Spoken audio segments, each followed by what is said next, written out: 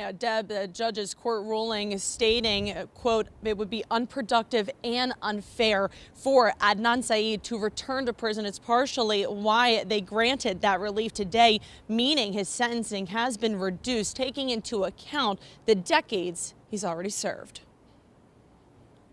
Over 25 years after being convicted of killing his former high school girlfriend, Heyman Lee, in 1999, Baltimore County native Adnan Syed, who was sentenced to life in prison, will not go back. It was tears, relief, vindication, because frankly, if Adnan Syed does not qualify for the Juvenile Restoration Act, nobody does. Family friend of Syed, Rabia Chaudhry's reaction to the court granting Syed, who spent more than 23 years in prison, a reduced sentence for time served under the Juvenile Restoration Act, or JRA.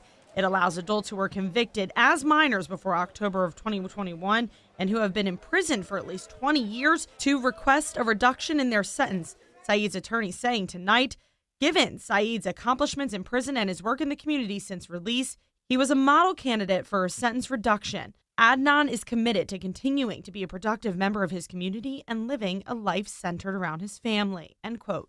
There are 11 factors under the JRA the court rules on. According to the judge's ruling today, the first 10 factors were evenly split. When they can demonstrate they are no longer a threat to public safety and they've rehabilitated themselves, then it may be appropriate to let them be free. University of Baltimore School of Law professor David Jaros explaining what that relief decision came down to. The last of the 11 factors in granting relief is if the defendant is a danger to the public, and the courts ruled Syed no longer is. That court ruling stating ordering the defendant's return to prison after a significant period of success and freedom will not accomplish general deterrence, end quote. Tonight, we're also hearing from the counsel for Heyman Lee's family, who says in part, absolutely nothing changes the fact that Mr. Syed remains convicted of first-degree premeditated murder due to overwhelming direct and circumstantial evidence. We hope that one day Mr. Syed can summon the courage to take responsibility for his crime and express sincere remorse,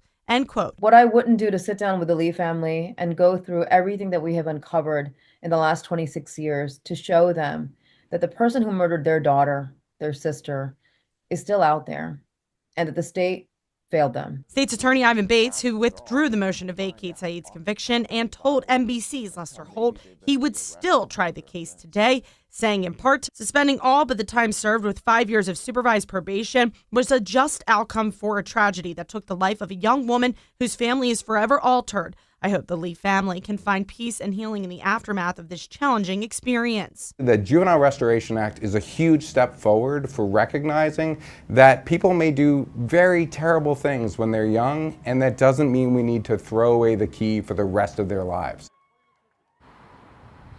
And Professor Jaros there says this part of the case is now over. He says that it is not likely the Lee family will be able to appeal this decision. As for Syed, he will now be resentenced, and that will include probation. Live tonight, I'm Tori Yorgi, WBAL-TV 11 News.